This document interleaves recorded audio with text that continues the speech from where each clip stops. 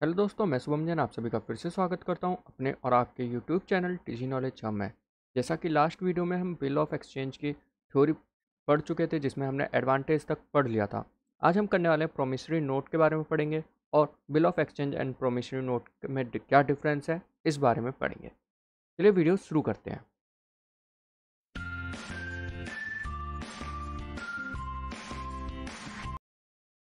जैसा कि मैंने कहा, इस वीडियो में हम क्या पढ़ेंगे, प्रोमिसरी नोट के बारे में। पहले लिख लेते हैं।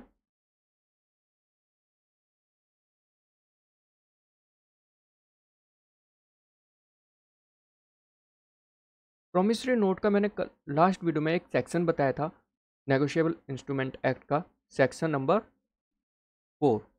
इस सेक्शन में प्रोमिसरी नोट की डेफिनेशन दी हुई है। सेक्शन 4 किस एक्ट का है? Negotiable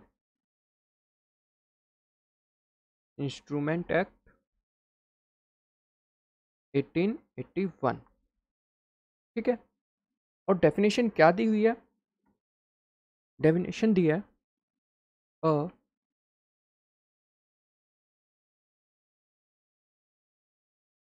promissory note is an instrument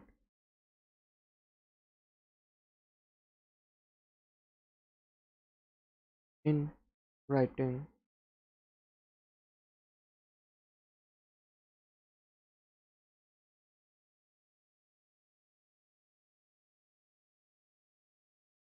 containing an unconditional undertaking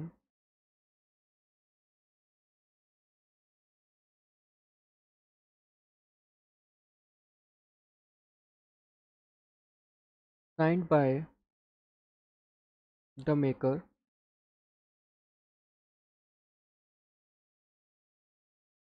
to pay a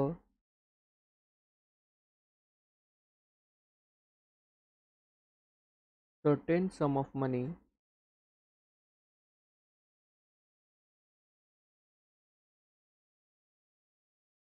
to or to the order of a certain person or to the bearer of the instrument। ये definition दी हुई है किसमें? Section 4 of negotiable instrument act 1881 में। ये जो definition है, same to same हमारा bill of exchange की तरह लगती है, लेकिन थोड़ा सा डिफरेंस है, स्लाइटली सा डिफरेंस है। जो हम जब इसका प्रोमिसरी नोट और बिल ऑफ एक्सचेंज का डिफरेंस जब देखेंगे ना, तब हमें समझ में आएगा। तो जैसा कि लास्ट वीडियो में हमने बिल ऑफ एक्सचेंज के फीचर्स कहाँ से निकाले थे? डेफिनेशन से निकाले थे। वैसे ही प्रोमिसरी नोट के फीचर्स भी हम डेफिनेशन से निकालेंगे। तो देखिए, डेफिनेशन क्या कहती है? अ promissory note is an instrument in writing. जो प्रोमिसरी नोट है वो क्या होता है? रिटर्न होता है। Containing N unconditional undertaking, unconditional होता है। साइन बाय द मेकर, जो मेक कर रहा है उसके द्वारा साइन किया जाता है। एंड टू पे a certain some of money, कोई सम होता है जो हमें सर्टेन सम मतलब होता है कि 1,000 रुपये, 2,000 रुपये, 3,000 रुपये, मतलब जो अमाउंट है वो हमारा फिक्स है। ठीक है। इसमें जैसे हम कहते हैं कि कह सकते हैं कि इतना अमाउंट दे देंगे। कितना अमाउंट वो हमारा डिफाइन नहीं होता, तो वो हमारा सर्टेन अमाउंट नहीं होगा। कम से कम हमारा जो अमाउंट है वो फिक्स होना चाहिए, जो हम पे कर सकें, लाइक 1,000, 100, कुछ ना कुछ अमाउंट का होना चाहिए। ठीक है। टू और to the order of a certain person और to the bearer of the instrument, same वही लाइन है। जिसने बनाया उसको, या फिर जिस उसके ऑर्डर पे, या फिर जो इसको रखेगा उसको हम ये पे करेंगे। ठीक है। तो अगर मैं इसके फीचर्स की बात करूं, तो फीचर्स क्या क्या हो जाएंगे?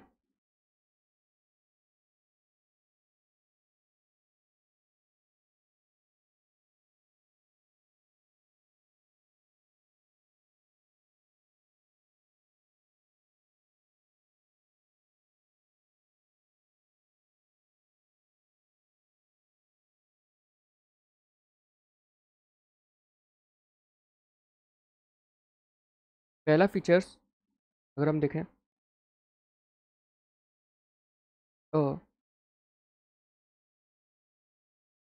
promissory note is an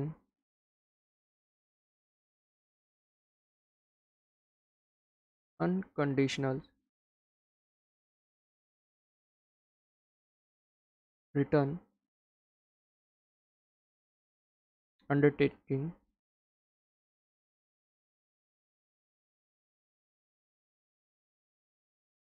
to pay the specific amount, specified amount। Return होना चाहिए, अनकंडीशनल होना चाहिए और स्पेसिफाइड अमाउंट पे होने के लिए होना चाहिए। दूसरा, it is drawn and signed by the maker. इधर मेकर याद रखना, ड्रॉर नहीं होता, इधर नाम क्या हो जाएंगे, प्रोमिसरी नोट है तो प्रोमिसर और प्रोमिसरी होगा, तो जो ड्रॉ करेगा उसको हम क्या कहेंगे, प्रोमिसर। ठीक है, अभी एक एग्जांपल लेंगे, उसमें आपको समझा दूंगा कैसे प्रोमिसर होगा और कौन प्रोमिसरी होगा। फिलहाल अभी फीचर्स पे ध्यान देते हैं। थर्ड क्या होगा, it is specified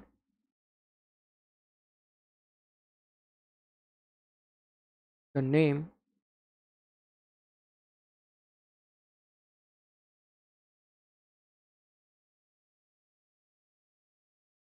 of the pay.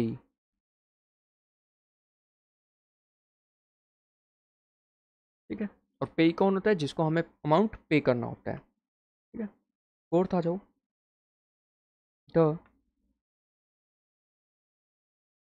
Specified amount is payable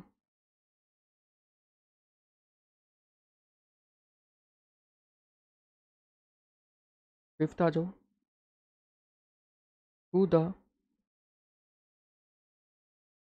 specified person or to his order or to the bearer। ठीक है, तो ये चार हमारी कौन क्या हो जाती है, फीचर्स हो जाते हैं प्रोमिसरी नोट के। पहले क्या है फीचर कि अनकंडीशनल राइट अंडरटेकिंग होनी चाहिए और स्पेसिफाइड अमाउंट के लिए होना चाहिए। ड्रॉ और साइन कौन करेगा, मेकर करेगा, मेकर कौन, प्रोमिसर करेगा। स्पेसिफाइड नेम होना चाहिए पेई का, और पेई कौन होगा, जिसको हमें पे करना होता है उसका नाम होना चाहिए। स्पेसिफाइड अमाउंट होना चाहिए जो हमें पे करना है, लाइक 1000 रुपीज़ या अदर, जैसे 1000, 1 लाख जो भी होगा वो अमाउंट हमारा स्पेसिफाइड होगा।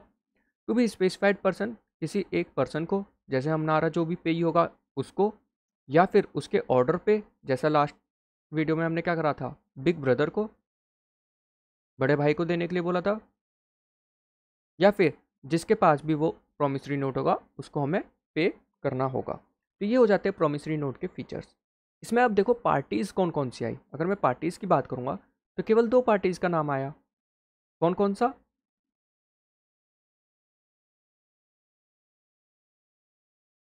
पहली पार्टीज आई प्रोमिसर और दूसरी पार्टी आई प्रोमिसी, या फिर हम इसी को ही पे ही बोलते हैं। ठीक है, प्रोमिसर कौन होगा, जो प्रॉमिस करेगा, जो प्रॉमिस करेगा, वो मेक्स द प्रॉमिस।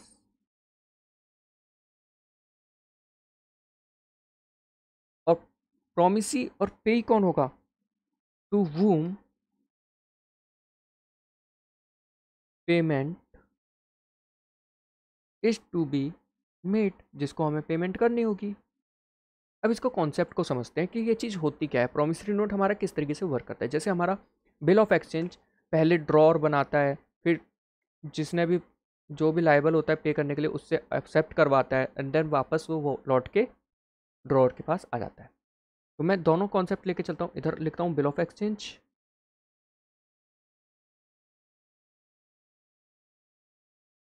और यहाँ लिखता हूँ प्रॉमिसरी नोट।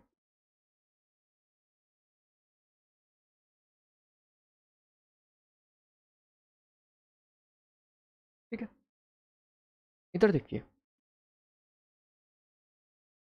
ड्रॉर, ड्रॉई और पेई। ठीक है, यहाँ पे होगा क्या, प्रोमिसर और पेई। ठीक है, यहाँ पे क्या करेगा, ड्रॉअर बिल ऑफ एक्सचेंज बना देगा। बिल ऑफ एक्सचेंज बनाने के बाद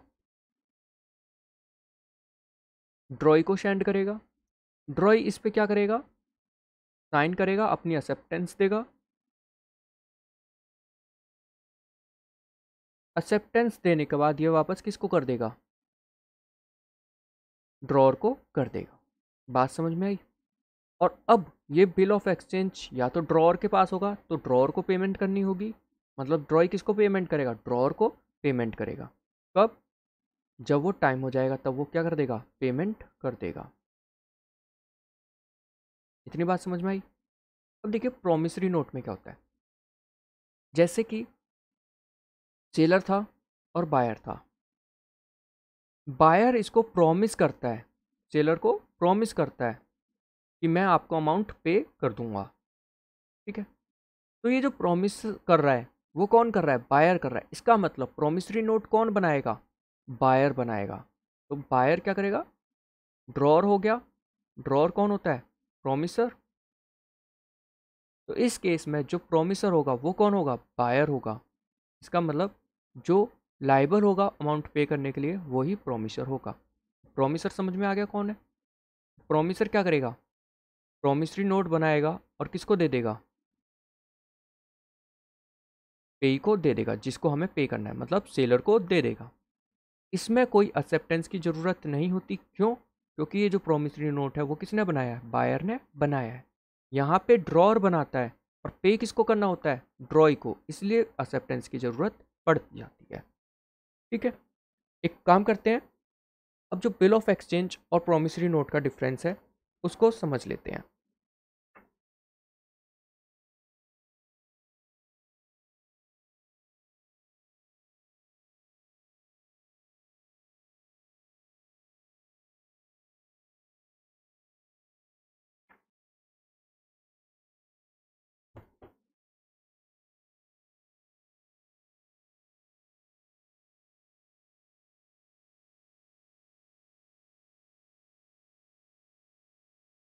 यहाँ पे लिखते हैं बिल ऑफ एक्सचेंज,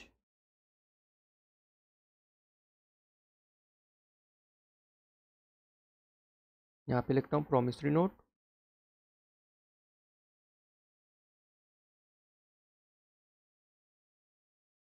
ठीक। यहाँ पे लिखते हैं बेसिस, किस बेसिस का डिफरेंस होगा। तो सबसे पहला हमारा हो जाएगा क्या, ड्रॉअर। मैं एक काम करता हूँ, छोटे छोटे में लिखता हूँ ताकि आपको अपनी लैंग्वेज में लिखने में ज़्यादा आसानी हो, आप अपने हिसाब से लिख सको। तो केवल और केवल मैं मेन जो कॉन्सेप्ट होगा या मेन वर्ड होगा केवल वही लिखूंगा बिल ऑफ एक्सचेंज और प्रॉमिसरी नोट के बारे में। तो ड्रॉअर, बिल ऑफ एक्सचेंज कौन बनाता है, बिल ऑफ एक्सचेंज बनाता है ड्रॉअर। और ड्रॉअर कौन होता है यहाँ पे, क्रेडिटर, जो उधार दे रहा होता है। ठीक है, मैं लिख सकता हूँ इसे, the creditor is a drawer. ठीक है, बिल ऑफ एक्सचेंज कौन बनाता है, क्रेडिटर बनाता है। और यहाँ पे प्रोमिसरी नोट कौन बनाता है, डेटर। ठीक है, ड्रॉन बाय डेटर। तो यहाँ पे एक चीज़ समझेंगे कि बिल ऑफ एक्सचेंज और ड्रॉर और क्रेडिटर कैसे बनाता है और प्रोमिसरी नोट डेटर्स कैसे बनाता है। तो देखिए यहाँ पे अगर मैं कॉन्सेप्ट को समझाऊँ तो किस तरीके से देख सकते हैं। बिल ऑफ एक्सचेंज कौन बना रहा है, ड्रॉर। ड्रॉर कौन, सेलर। अब एक चीज़ बताइए, जो सेल करता है, उधार जिसने दिया है, वो हमारे लिए क्या है, क्रेडिटर है। मीन्स इन फ्यूचर में हमें इसको पे करना है। ठीक है, इसलिए हम क्या कहते हैं, बिल ऑफ एक्सचेंज कौन बना रहा है, क्रेडिटर बनाता है। ठीक है, हमारे लिए क्या है, क्रेडिटर। और प्रॉमिसरी नोट कौन बना रहा है, बायर, जो उधार ले रहा है। इसका मतलब उधार कौन लेता है, डेटर, इसलिए हम यहाँ पे लिखते हैं प्रॉमिसरी नोट कौन बना रहा है, डेटर बना रहा है।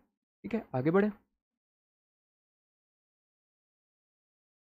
दूसरा कॉन्सेप्ट हम लेके चलेंगे किसका, ऑर्डर और प्रॉमिस।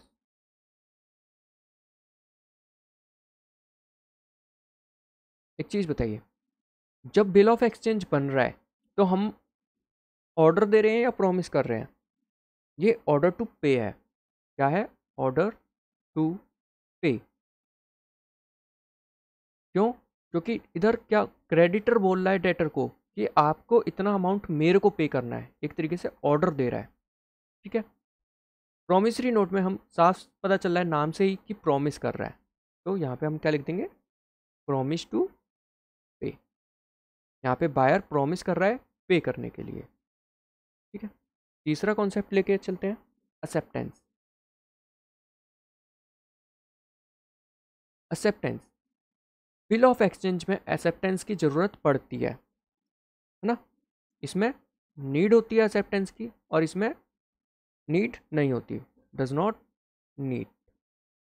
क्यों, क्योंकि यहाँ पे हमारा जो बिल ऑफ एक्सचेंज है कौन बना रहा होता है, सेलर बना रहा होता है, क्रेडिटर बना रहा होता है, इसलिए हमें बायर से एक्सेप्टेंस चाहिए होती है कि हाँ बायर हमें पे करेगा।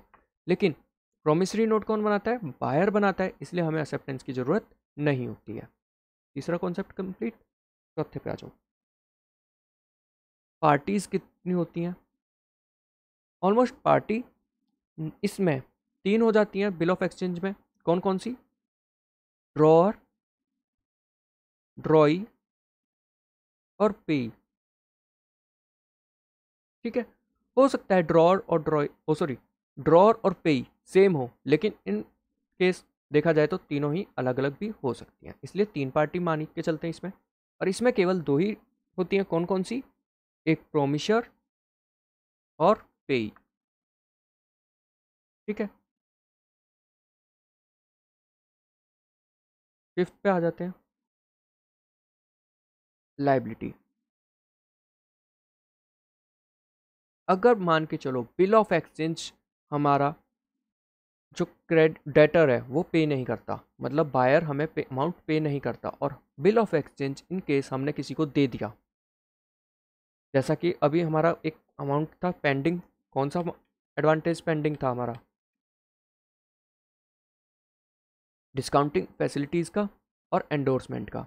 ये जो केस आ रहा है हमारा लाइबिलिटी का, वो इन दोनों केस से रिलेट है, इसलिए अभी ये पेंडिंग ही रखते हैं इसको भी, तो इसको हम क्या करेंगे, बाद में पढ़ेंगे। ठीक है, तो ये मैं क्या करता हूँ, इसको अभी पेंडिंग कर देते हैं। जब एंडोर्समेंट और बिल डिस्काउंटिंग का बारे में पढ़ेंगे तब हम इस चीज़ को समझ लेंगे। ठीक है, लेकिन प्रोमिसरी नोट में हमारी प्राइमरी लाइबिलिटी किसकी होती है,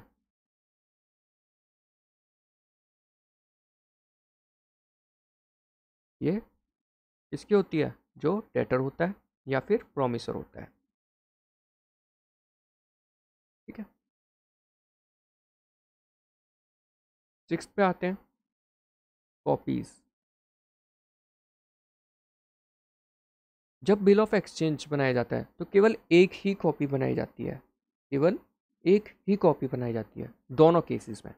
लेकिन जब bill of exchange foreign case पे बनाया जाता है या फिर फॉरेन बिल बनाया जाता है, मतलब आउट ऑफ इंडिया बनाया जाता है, तो तीन कॉपी बनती हैं, three copies in case of foreign bill.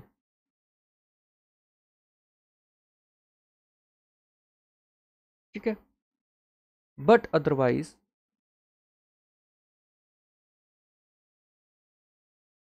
Only one copy is prepared.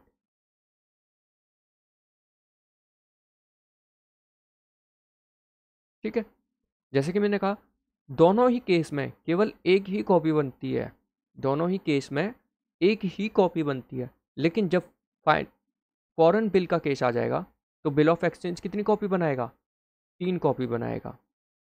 ठीक है, और यहाँ पे कितनी कॉपी बनेंगी, केवल only one copy is prepared even foreign,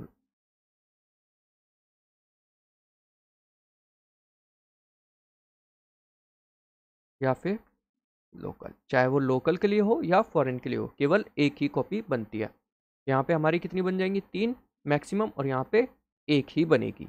ठीक है, कॉपीज के बारे में समझ में आ गया। 7th और लास्ट, स्टैम्प।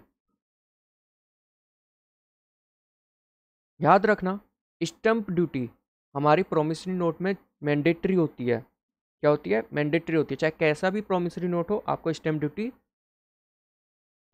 ड्यूटी और स्टैम्प लगानी जरूरी हो जाती है, कंपलसरी है। लेकिन बिल ऑफ एक्सचेंज में दो केस आ जाते हैं।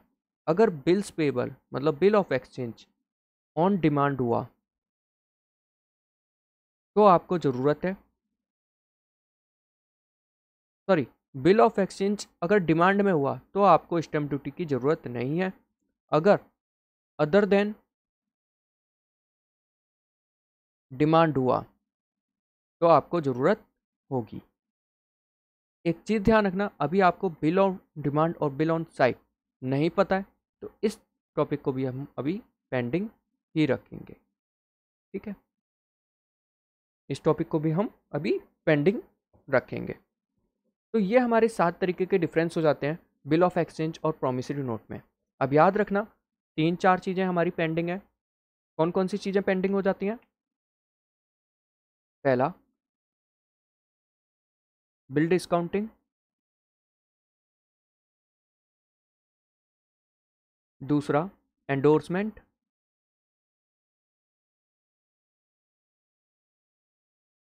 तीसरा, स्टैम्प। जिस स्टैम्प क्यों किस वजह से है? Bill of exchange on demand हमें नहीं पता अभी इसलिए, और bill of exchange on site.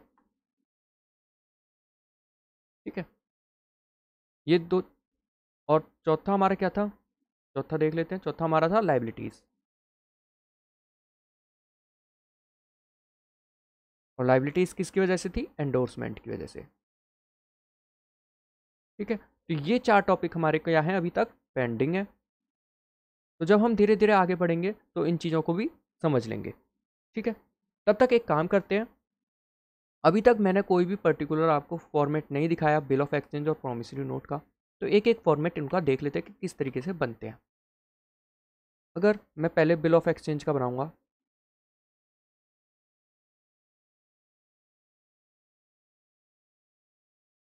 इसको समझते हैं। मैं लिखता हूँ पहले, Golu drawn a bill on Laddu for 3 months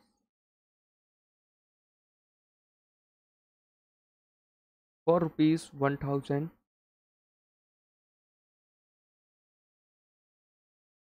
payable to Shyam और हिज ऑर्डर।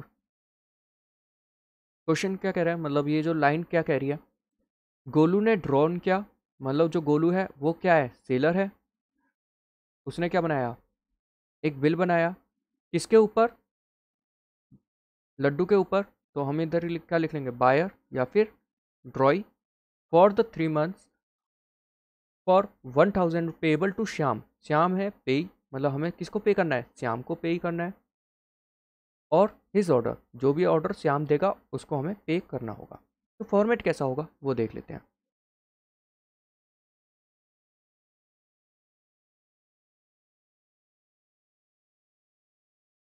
ठीक है,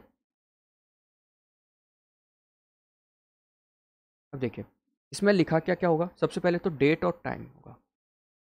न्यू दिल्ली, जैसे डेट, प्लेस लिख दिया और डेट लिख दी, 1 जनवरी 2021। ठीक है, देन उसके बाद अमाउंट होगा, स्टैंप ड्यूटी होगी या स्टैंप लगी होगी यहाँ पे। ठीक है, अब इसके अंदर लिखा क्या होगा वो देखते हैं। तो इधर लिखते हैं, 3 months after date,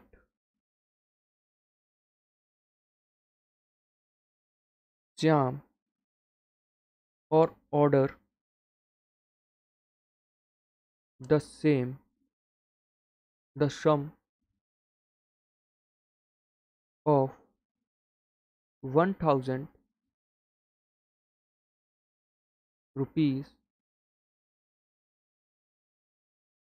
only, value received। क्या लिखा है? 3 महीने बाद श्याम या श्याम के ऑर्डर के ऊपर श्याम को कितने रुपए मिलेंगे? 1,000 रुपीज़, 1,000 रुपीज़ मिलेंगे। ये किसने बनाया? ये बनाया है गोलू ने। किसने? गोलू ने बनाया है।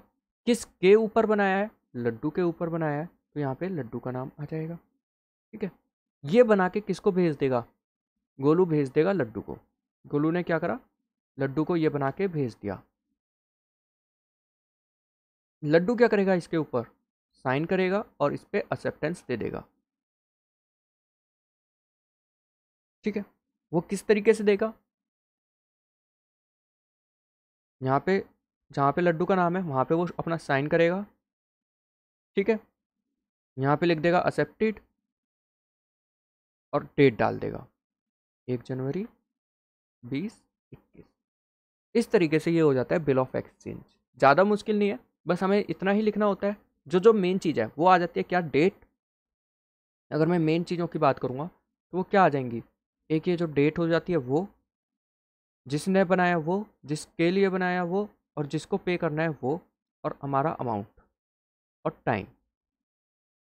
तो हमारी कितनी चीज़ें ज़रूरी होगी? 1, 2, 3, 4, 5, 6। ये जो 6 चीज़ें हैं वो कैसे कैसे ज़रूरी हो गई देखते हैं। पहला तो हमारा डेट, जिस दिन बनी है, जिस दिन बना है। दूसरा, ड्रॉअर का नाम। तीसरा, ड्रॉई का नाम। चौथा, पेई का नाम, जिसको हमें पे करना है। पांचवा, अमाउंट। और सिक्स्थ क्या हो गया?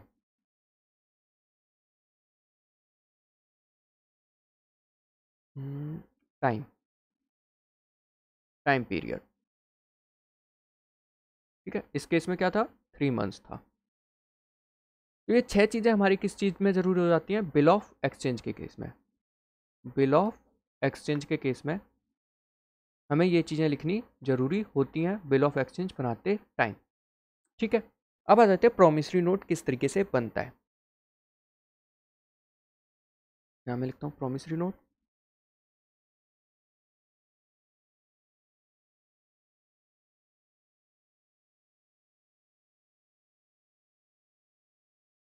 सीधा लिखते हैं, गोलू मेक्स एंड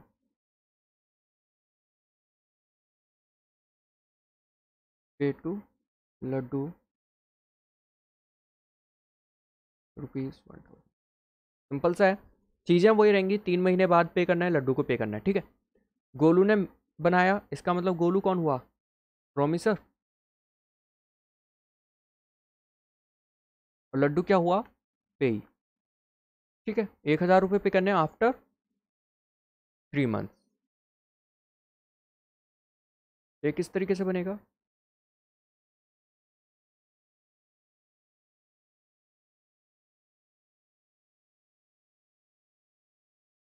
देखिए, सबसे पहले तो हमारा यहाँ आएगा प्लेस और टाइम। टाइम का मतलब डेट। ठीक है। फिर आएगा अमाउंट। यहाँ पे याद रखना, स्टैंप ड्यूटी मैंडेटरी है। प्रोमिसरी नोट में स्टैंप ड्यूटी लगेगी ही लगेगी। अब देखो इस पे लिखा क्या होगा? 3 month after date we promise to pay Laddu और order a sum of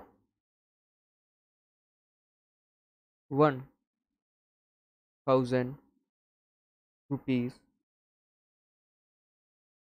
ठीक है, और यहाँ पे क्या हो जाएगा, किसने बनाया, गोलू ने बनाया।